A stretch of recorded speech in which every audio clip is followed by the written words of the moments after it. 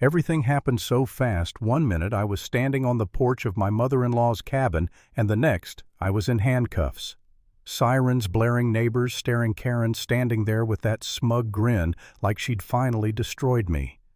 But then, one of the cops stepped inside the cabin, saw what was waiting there, and Karen's smile vanished in an instant.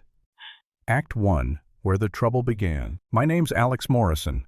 I work as a nurse mostly with older folks struggling with memory loss and mood disorders.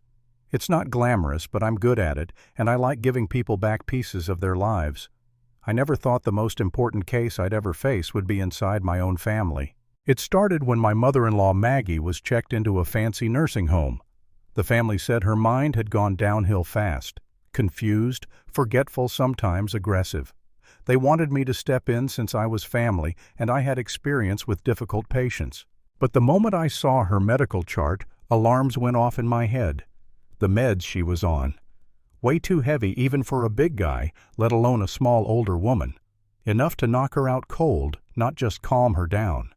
The timeline of her decline didn't make sense either. Perfectly fine 1 month, completely incompetent the next. And then like poison wrapped in pearls. She walked in Karen Whitfield. Karen was president of the HOA Sharp Suit, manicured nails, cold eyes. She swept into Maggie's room as if she owned the place. "Oh, Alex, so glad you're here," she cooed, then immediately pivoted. Property. Documents. Paperwork. She claimed she was just making sure Maggie was protected, but the way she eyed the room like she was taking inventory chilled me. That night I couldn't sleep. And good thing, because around midnight I heard someone sneaking into Maggie's room. Not a nurse, not with those clumsy hands and no badge. A syringe glinted under the light. I stepped in and cleared my throat. She nearly dropped it. That dose, I said, would kill her. She froze. Karen told me to help her sleep. And there it was. Karen's fingerprints all over it. I didn't stop the woman. Not then. I needed Karen to think I was clueless so I could dig deeper. Act 2, the climb and the break. The next days were a dangerous dance. I secretly watered down Maggie's meds, slowly cutting them back. Bit by bit, her eyes cleared. And one evening she gripped my wrist, whispering with strength I hadn't seen in weeks, "I know what they're doing. In my cabin closet wall there's a wooden box. Inside's everything you need to bring Karen down." She slipped a small old key into my hand. That moment it sent chills down my spine. Maggie wasn't just surviving, she'd been fighting all along. Still, the deeper I dug, the darker it got. I found the nurse. Her name was Linda Prescott, a pharmacy worker drowning in gambling debt. She admitted Karen paid her $5,000 to put Maggie to sleep forever. But Linda wasn't the only pawn. Karen had a network, a clerk at City Hall fixing property records, a social worker rubber-stamping competency papers, even a funeral director who made deaths look natural. I remember driving home that night with my stomach in knots. The weight of it all crushed me. How could I fight this? Karen had money-power connections. If I pushed too hard, I'd be painted as the crazy son-in-law kidnapping a sick old lady.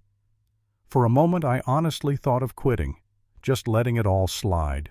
But then I saw Maggie, frail in her chair, yet watching me with fire in her eyes. And I thought if she could pretend to be helpless for months just to gather evidence, then damn it, I could stand up and fight. So I planned. We broke Maggie out during the night shift change, wrapped her in a blanket, rolled right past the guards. But the second we hit the road, headlights locked onto us. A dark sedan trailed us, too careful, too close. I took back roads, ducked into a car wash, swerved through side streets.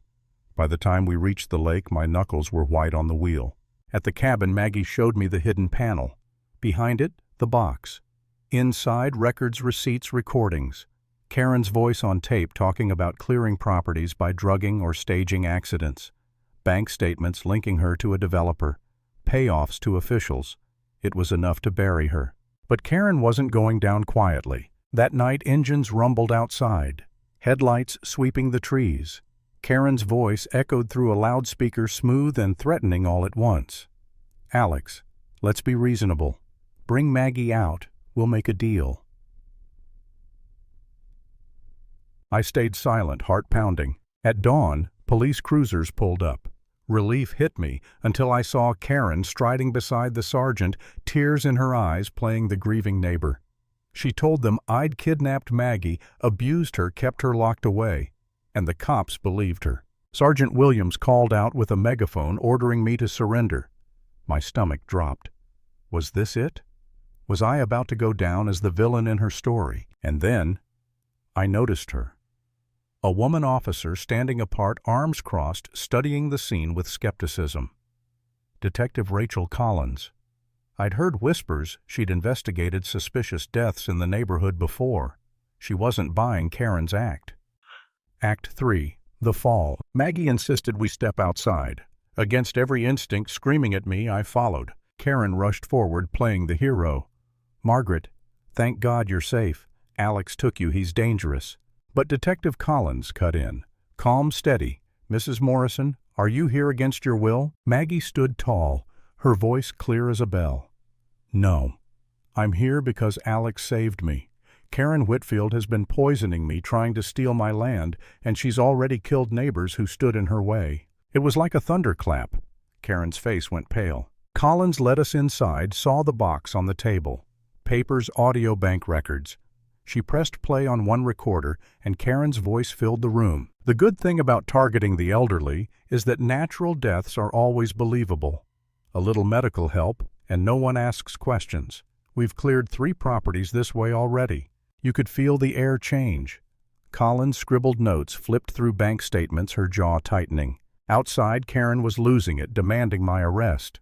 But Collins keyed her radio dispatch. This is Detective Collins. I need immediate backup. Multiple murders, fraud, corruption. Detain Karen Whitfield and 6 unknown subjects. Karen must have heard it because the mask fell. Gone was the sweet neighbor.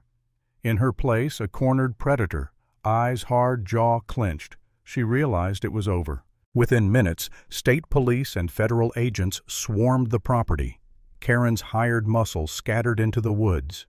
And Karen herself, HOA president, self-styled queen of the neighborhood, was shoved into handcuffs in front of the very people she'd lorded over for years. I'll never forget the look in her eyes as they led her away. Still trying to hold on to dignity, but knowing the empire she built on fear and lies had collapsed for good. Final beat. And that's where I'll leave it, right at the moment the queen of the HOA lost her crown. Because here's the truth.